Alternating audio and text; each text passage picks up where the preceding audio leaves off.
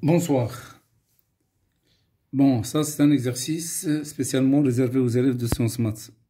Donc sur le dipôle RLC, régime forcé.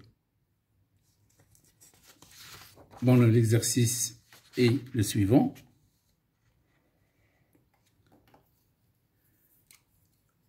On associe en série un condensateur de capacité C, une bobine d'inductance L de résistance négligeable et un résistor de résistance R0 égale à 100 ohms. L'ensemble est alimenté par un générateur de basse fréquence GBF délivrant à ses bornes une tension alternative sinusoïdale U de t est égal à U max cos oméga t plus phi U de valeur maximale U max égale à 6 volts et de fréquence grand N réglable et un courant électrique alternative sinusoïdale d'intensité I de t est égal à IM cos oméga t plus phi I.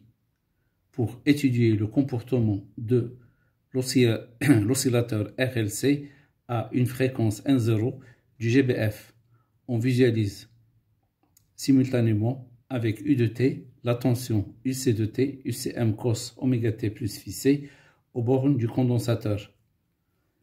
Alors, en fermant le circuit, on obtient les oscillogrammes avec une sensibilité horizontale 0,5 millisecondes par division et une sensibilité verticale 2 volts par division pour les deux voies Y1 et Y2.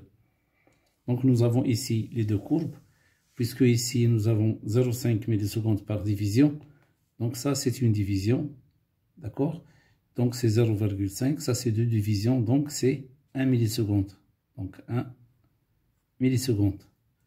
Donc 1, 2, 3, 4, 5, 6, ainsi de suite. Bon, alors pour la sensibilité verticale, 2 volts par division pour les deux voies Y1, Y2. Donc ça c'est 2, donc ici c'est 4, 6, donc ça c'est 4, voilà. Alors 2, 4, 6, 8. Donc la première question, identifier l'oscillogramme représentant UC de t.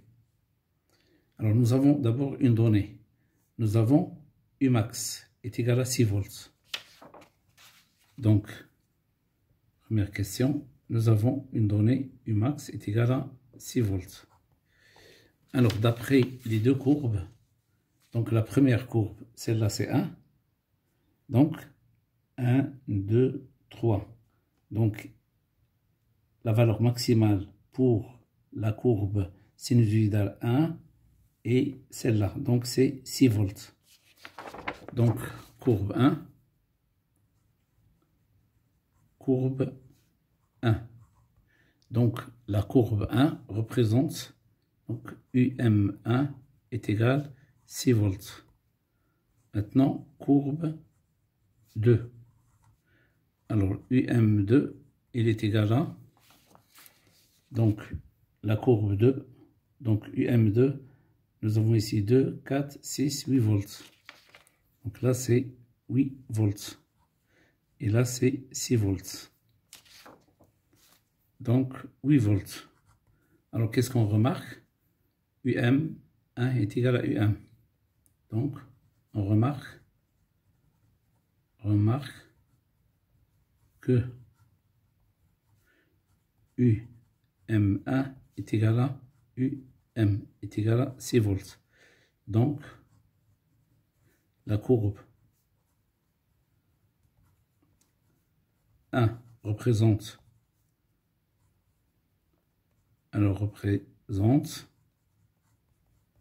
U de t et la courbe 2 représente alors UC de t. Donc nous avons UC max, il est égal à UM2, il est égal à 8 volts. Deuxième question. Alors la deuxième question, c'est déterminer la fréquence de UC ainsi que son déphasage par rapport à U. Bon, d'abord la fréquence. Donc, je peux prendre d'ici jusque là. Donc, nous avons combien de divisions? Donc, nous avons ici 1, 2, 3, 4, 5, 6, 7, 8, 9, 10, 11, 12. 12 multiplié par 0,5, ça donne 6 millisecondes. Ou bien, nous avons ici, donc c'est 1, 2, 3, 4, 5, 6 millisecondes. 6 millisecondes. Donc la période T est égale à 6 millisecondes. La fréquence, donc 6 10 à la puissance moins 3 secondes. La fréquence N, il est égal à 1 sur T. Donc est égal à 1 divisé par 6 10 à la puissance moins 3. Donc est égal à 500 divisé par 3 Hertz. Alors, donc 1 divisé par 6 10 à la puissance moins 3. Donc est égal à 500 divisé par 3. C'est 1,67 à peu près, 67 Hertz. Donc grand N, il est sensiblement égal à 1,67 Hertz. Alors maintenant, la troisième question. Bon, avant ça, le déphasage par rapport à U. Donc le déphasage phi qui est égal par rapport à U est égal à phi C moins phi U. Donc ce déphasage, sa valeur absolue de phi est égale à 2pi fois tau divisé par T. Alors on détermine tau. Alors tau, c'est, voilà la valeur de tau. Voilà. Donc tau, c'est 0,5. 0,5, c'est 1,5 millisecondes. Donc tau est égal à 1,5 millisecondes. Nous avons T est égal à 6 millisecondes. Donc on remplace la valeur absolue de phi est égale à 2pi divisé par 6, 10 moins 3, fois 1,5, 10 à la puissance moins 3. Donc on se simplifie. Donc nous avons 2 multiplié par 1,5 divisé par 6. Ça donne 1,5. Donc ça donne pi sur 4. Pi sur 4 radians. Alors maintenant, d'après la courbe. Donc d'après la courbe, qu'est-ce qu'on constate? Que la courbe 1 est en avance sur la courbe 2. Donc la courbe 1 c'est U de T et la courbe 2 c'est UC de T. Donc U de T est en avance sur UC de T. Donc la courbe 1 est en avance de phase,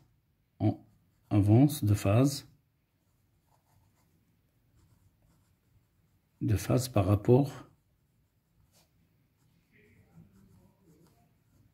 rapport à la courbe 2.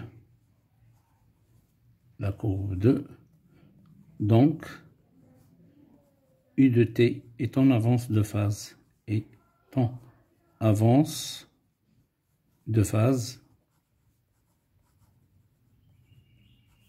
sur UC de T. Automatiquement, on peut dire que alors phi U est supérieur à phi C. Et puisque phi est égal à phi C moins phi U, donc il est négatif. Donc phi est égal à moins pi sur 2 radians. Donc je peux remplacer phi C moins phi U est égal à moins pi sur 2.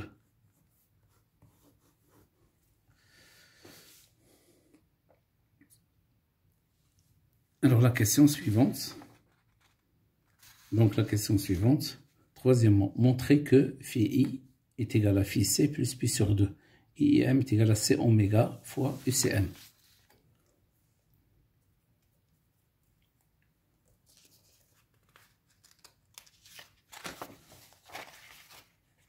Alors, donc ici, nous avons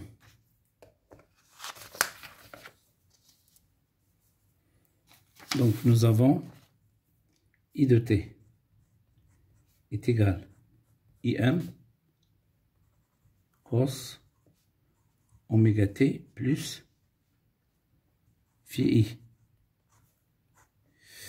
Alors, nous avons UC de t est égal Q de t divisé par C. Donc, et nous avons I est égal dQ sur dt. C'est-à-dire que dQ est égal I dt. Intégrale dQ est égal intégrale I dt. L'intégrale dQ c'est Q, donc on obtient Q est égal intégrale I dt. Alors on va la remplacer ici. Donc nous avons UC de t est égal 1 sur C intégrale I dt. Je remplace I par son expression.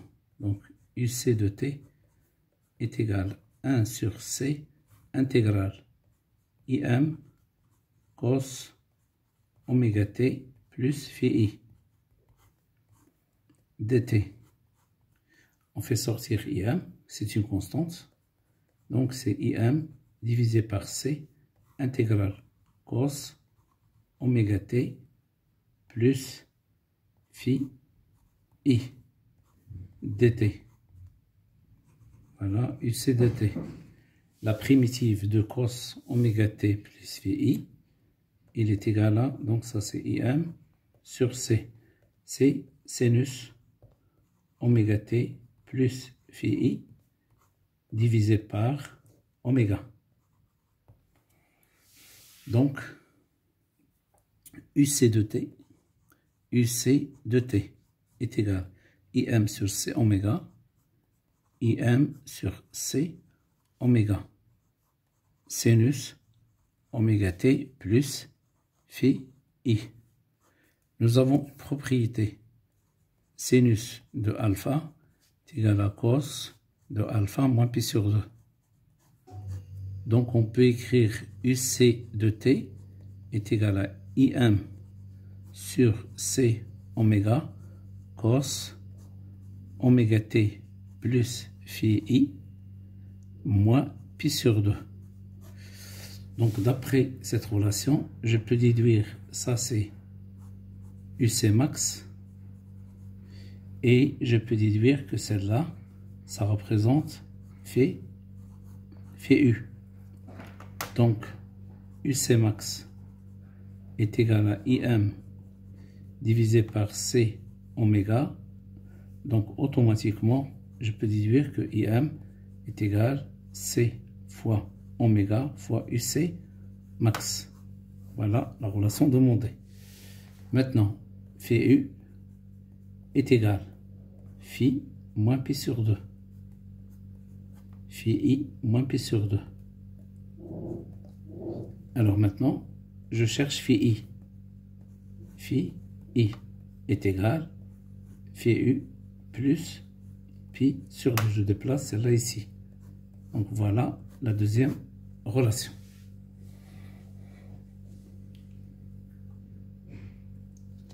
Alors maintenant, la question suivante.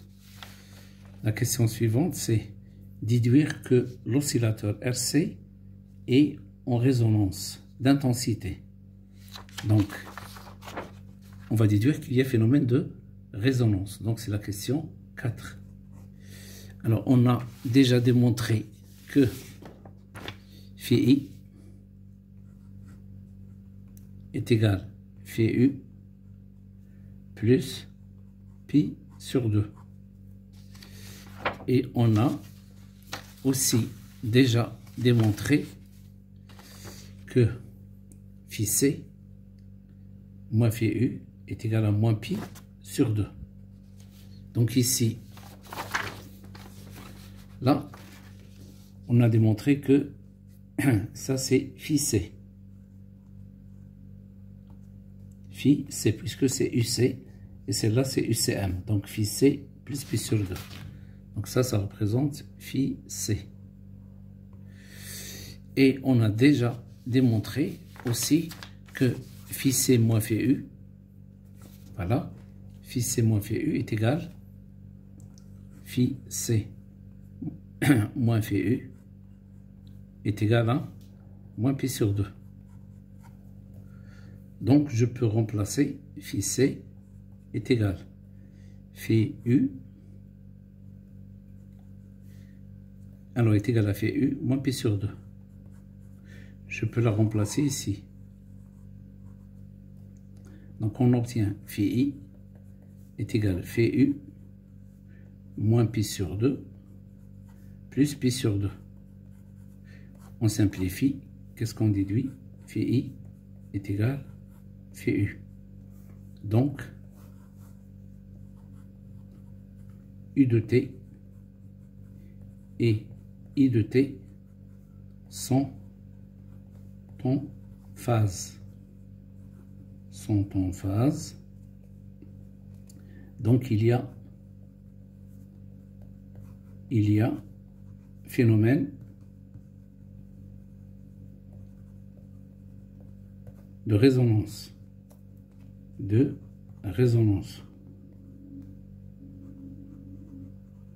Il y a phénomène de résonance. Alors donc L C oméga carré est égal à 1 et Z est égal à Z0 est égal à grand R plus petit r. Et puisque petit r est égal à 0, donc R0 plus donc Z est égal à R0.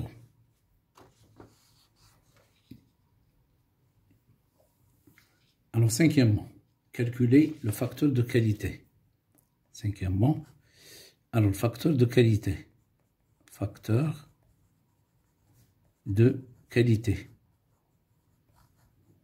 Alors le facteur de qualité, grand Q, est égal à oméga 0 divisé par delta oméga. Alors delta oméga est égal à grand R 0 divisé par, puisque petit r égale à 0, divisé par L. Donc on remplace. Donc le facteur de qualité Q est égal à L oméga 0 sur grand R 0. Bon, alors maintenant, nous avons L C oméga 0 carré est égal à 1. C'est-à-dire L oméga 0 est égal à 1 sur C oméga 0. Donc je la remplace ici. Qu'est-ce que j'obtiens? J'obtiens Q est égal à 1 divisé par R0 fois C fois oméga 0. Bon, je peux remplacer C oméga 0 par, donc d'après la relation que nous avons déjà démontrée, IM égale à quoi? C'est égal à C oméga 0 fois UCM. D'accord? Donc, C oméga 0 est égal à quoi? Donc, nous avons IM est égal à C oméga 0 fois UCM. Puisqu'on est dans résonance, donc la valeur de UCM, c'est la valeur de UCM à la résonance. Alors, donc, C oméga 0 est égal à quoi? Est égal à IM divisé par, aussi on va l'appeler IM0, divisé par UCM0. Je la remplace ici. J'obtiens Q est égal à 1 sur R0 fois IM0 fois UCM0. Alors est égal UCM0 sur UM. Avec UM, il représente quoi? Avec UM, c'est ZIM. Puisqu'on est à la résonance, donc c'est Z0, IM0. Et Z0, c'est quoi? C'est R0 fois IM0. Donc on a Q est égal UCM0 divisé par UM. Alors, est égal. Alors, UCM, on l'a déjà trouvé. Donc, UCM, c'est celle-là, puisqu'on est à la résonance. Donc, UCM0, c'est 8. Donc, ça, c'est 8. Celle-là, c'est 6. Donc, Q est égal 4 tiers. Alors, 4 divisé par 3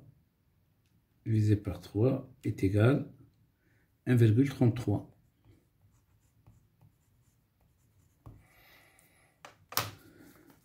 Alors, maintenant, donc, calculer le facteur de surtension. Le facteur de surtension, il est appelé aussi le facteur de qualité. Donc, facteur de qualité. Alors, s'appelle aussi facteur de surtension. Surtension. Alors, donc ici, qu'est-ce que je peux déduire? Je peux déduire que nous avons Q est supérieur à 1. C'est-à-dire UCM0 sur UM est supérieur à 1. Donc UCM0 est supérieur à UM. Donc il y a phénomène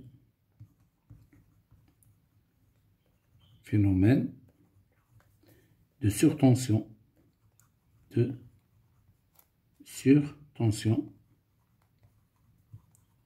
Aux bornes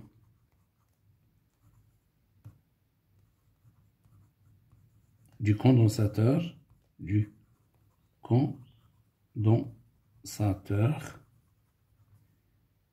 et la bobine.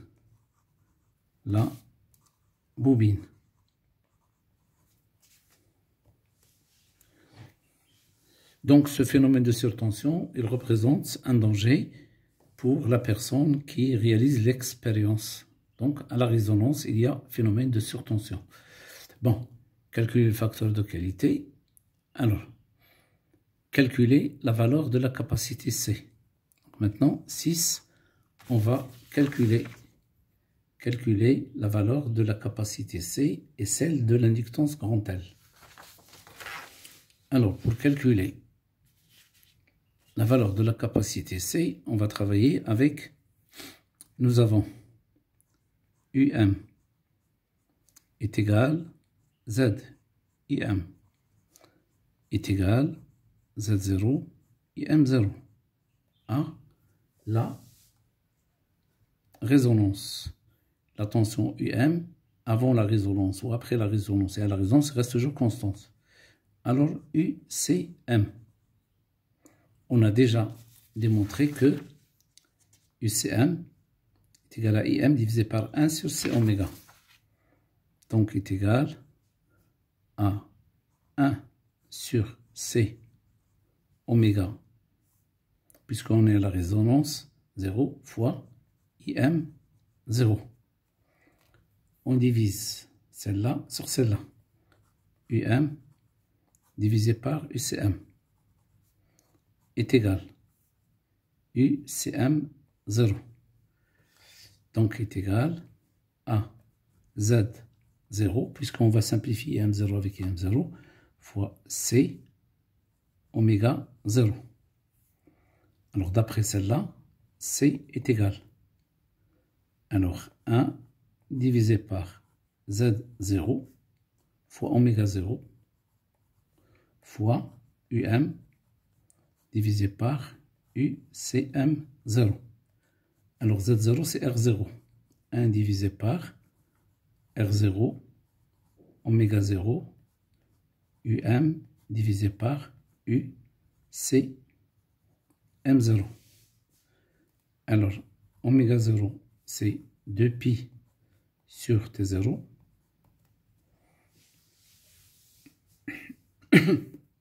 Donc, la relation devient C est égal. Alors, T0 divisé par 2pi fois R0 fois UM divisé par UCM0. Donc, C est égal. T0, c'est 6 millisecondes, 6 10 absence, moins 3, fois 2pi, fois 100. Alors, UM, c'est 6 volts, UCM0, c'est 8 volts. Donc, 6 10 à la puissance moins 3, alors fois 6, divisé par, entre parenthèses, 2 fois pi, fois 100, fois 8. Je ferme la parenthèse, est égal. Bon, alors donc, je vais mettre ça, 6, 10 à la puissance moins 3, fois 6.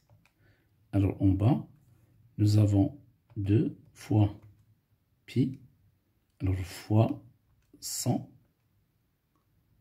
alors fois 8. Voilà, égal 7,16, 10 à la puissance moins 6.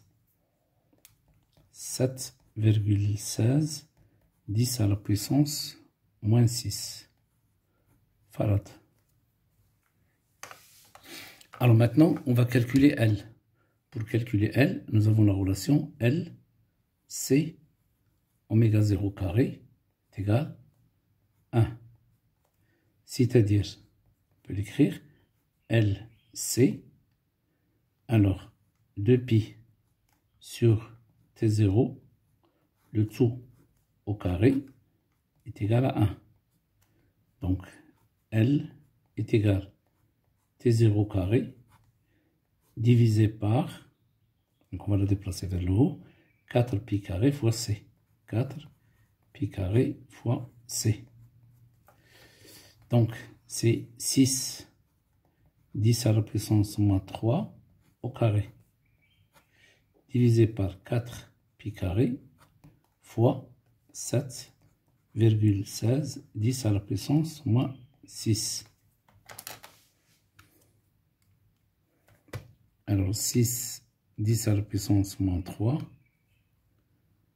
alors au carré, donc divisé par, entre parenthèses, 4 fois pi au carré, fois 7,16, 10 à la puissance moins 6. Égal, ici on a commis une erreur. Bon, donc 6, 10 à la puissance moins 3 au carré. Alors en bas, 4 fois pi au carré fois 7,16, 10 à la puissance moins 6. Voilà, 0,127. Donc L est égal à 0,127 Henri. H. Donc c'est la fin de cet exercice. À la prochaine, Inch'Allah.